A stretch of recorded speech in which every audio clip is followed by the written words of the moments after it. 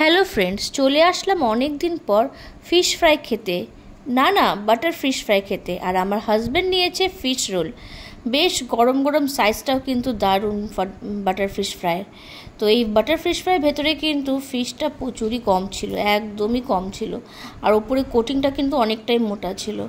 ওপরটা দেখুন, দেখতে মনে হচ্ছে খেতে ভালো, কিন্তু টেস্টটা আমার মনে হচ্ছিল এটা ভেটকি মাছের ছিল না, আমার মনে হচ্ছিল ওটা কাতলা মাছের। আর ফিশ রোলটা আমি কিন্তু ট্রাই করিনি, কিন্তু আমার হাজব্যান্ড বললো ফিশ রোলটা কিন্তু দারুণ ছিল। ভাবলাম কি জানি আমি ঠকে গেলাম নাকি, আমি যদি একটা ফিশ রোল নিতাম তাহলে ভালো হতো।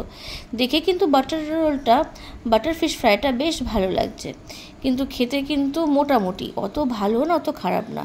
আর ফিশ রোলটা আমার হাজব্যান্ড বলছে দারুণ হয়েছে। তো এটাই ছিল একটা ছোট্ট ব্লগ ফিশ বাটার ফ্রাই আর ফিশ রোল নিয়ে।